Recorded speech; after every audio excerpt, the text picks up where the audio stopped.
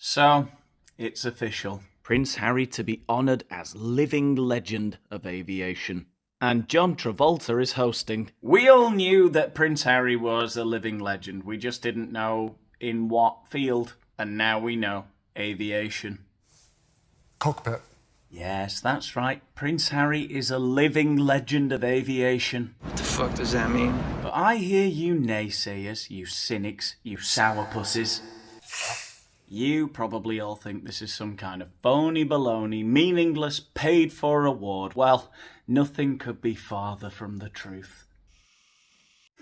Well, what if I were to tell you that fellow inductees include Captain Kirk and Pete Maverick Mitchell themselves? That's right, none other than Bill Shatner and Tom Cruise. Not too shabby, eh? And what if I were to tell you that a fellow inductee in this year's awards is a little-known guy, some guy not very important, only the second man on the moon, Buzz Lightyear? It's Buzz Aldrin. What? Alright, chill out. Nobody fucking not like he's Lance Armstrong. The Duke of Sussex, 39, is among 4 people who will be inducted at the 21st Annual Living Legends of Aviation Awards in Beverly Hills on January 19th, it was announced on Wednesday. The event, hosted by John Travolta, will honour those who have made significant contributions to aviation and aerospace. Yeah, I hear you. You're all screaming at your smart devices, aren't you, you lunatics? You're all saying, what significant contributions has Harry made to aviation/aerospace? Well, fear not, you unhinged ball sacks. I've done all the hard work for you. I went straight to the horse's mouth, to the Legends of Aviation Facebook page, where they lay out in minute detail just why Prince Harry fits their very strict criterion to become a legend. Prince Harry, the Duke of Sussex, is a humanitarian, military veteran, mental wellness advocate and environmentalist. Author, dreamweaver, visionary, plus actor.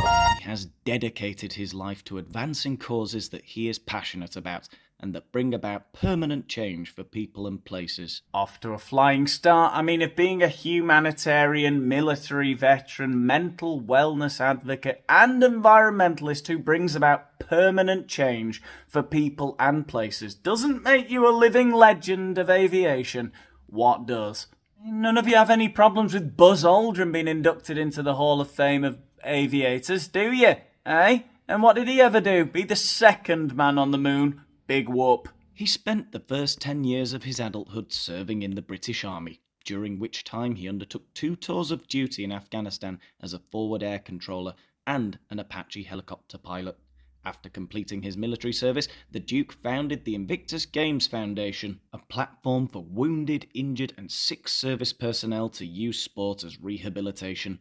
The international event is a globally celebrated display of resilience, community and athleticism that is universally recognised for its impact in celebrating those that serve. I don't mean to sound pedantic, but I do have a problem with the term universally. It always seems far too hyperbolic to me, to say something is universally celebrated. Harry's Invictus Games are universally celebrated for their impact that they have in celebrating those that serve. I mean, what do you mean universally? We can only know what a select group of people think about any given topic at any one time, and even then there's going to be a bit of diversity opinion amongst that group, isn't there? I mean, what if you ask the Yemeni Houthis today what they think about Harry's Invictus Games? Are they universally in agreement with the rest of the universe that they're great the way they celebrate those that serve? And that's only on little old Earth. I mean,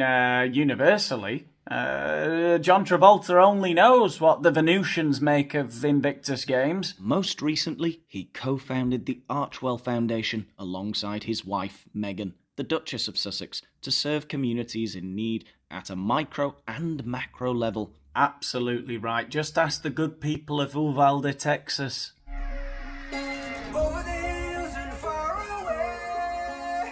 That's right. Everything has improved from the micro to the macro in Uvalde, Texas since Harry and Meghan came along with their Archwell Foundation and their Midas touch. Tragedy? What tragedy? Nobody remembers. The couple also created Archwell Productions to produce programming that informs elevates and inspires through a creative partnership with Netflix. And what exactly would you call somebody who makes informative, elevatory and inspirational content for Netflix? A living legend of aviation, of course. He is a New York Times best-selling author, and deservedly so. Look, seal. The head bobbed up and down. The eyes very clearly watched us. Look, another. Just as Pa instructed, I ran to the water's edge, sang to them, serenaded them. With his literary debut, Spare, a memoir of his life through the lens of compassion, vulnerability, and unflinching honesty. Absolutely, I don't think anyone can deny that. Unflinching honesty. That's the big takeaway from Spare. When you read Spare, it's coming through a prism, a lens, as they say, of unflinching honesty. Now, honesty is something I value very highly. You know, I'm not perfect, but that's one of the few things I can say I really feel like I'm an honest person. I don't like liars, okay? And I don't like to think that any of the viewers of the Daniel Boland show tell lies. I hope none of you are liars. I'll find out. But yes, Harry, it's not only that his memoir was so truthful, it's that it was unflinchingly truthful. At no point did I get the feeling that what I was reading or listening to on Audible was told in a way that he went, "Everyone's racist." I didn't feel like he was flinching. Do you know what I mean? It was unflinchingly honest. Spare is notably the fastest-selling non-fiction book in history, selling over 1.4 million copies on its first day of publication. What?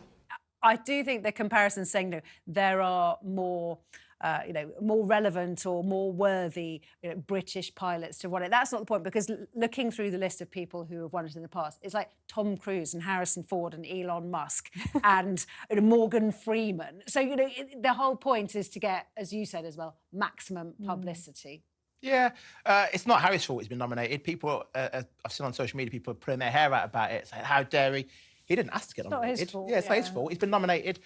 If I was advising him, I would say don't attend. Yes. Yeah. But this is apparently the Oscars of the aviation He could world. send a message, a hybrid, the middle way would be to send a message saying how unworthy he is of the honour and mention all the people who are more worthy, and that would be a good PR thing. But come on, you can't expect Meghan and Harry to not turn up to a Hollywood, I mean, they love a bit of a glitz, and they can invent a car chase on the way there.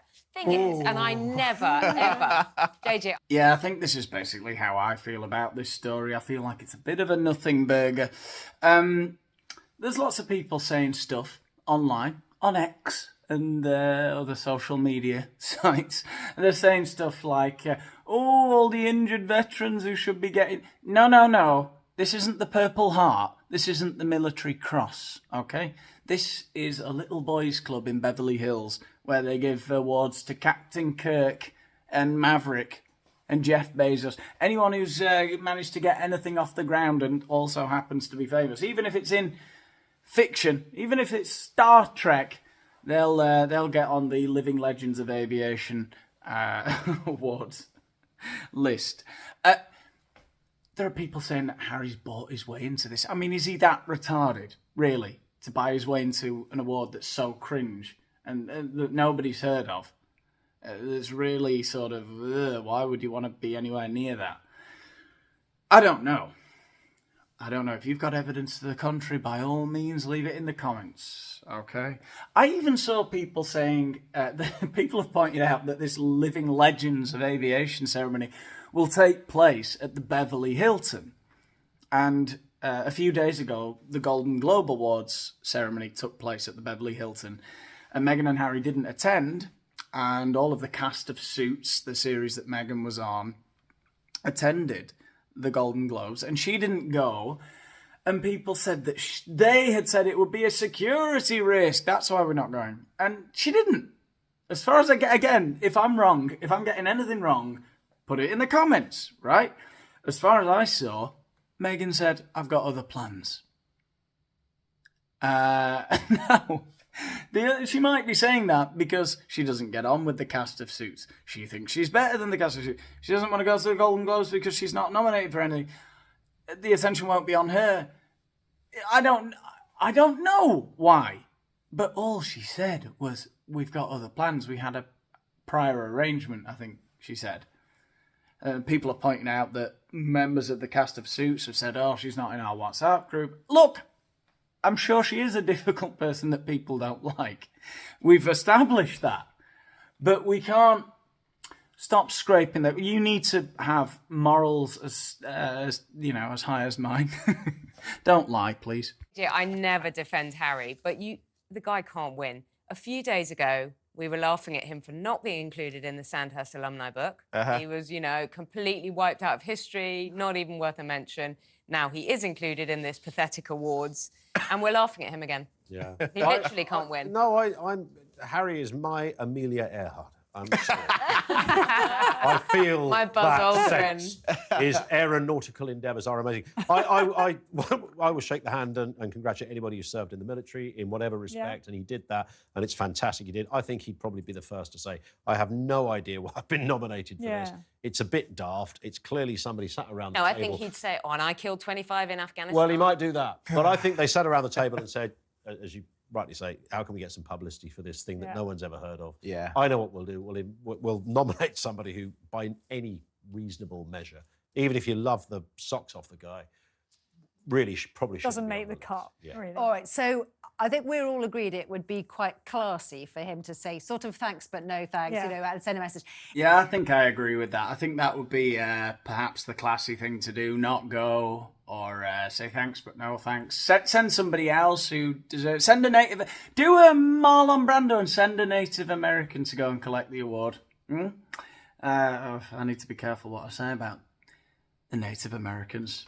In the last video I did a war cry. There were some people who were very unhappy with me for my war cry. I don't know. What should they do? Let me know in the comments what you think. I don't know. It feels like they can do no rights. And that even if they didn't go, and if they sent a Native American with all the good intention of the world, they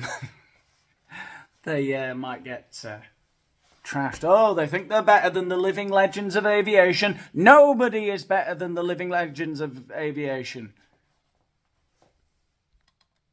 I don't know. Thanks for watching. I'll see you in the next one. What do I win? What? What do I win? You wagon burning son of a bitch!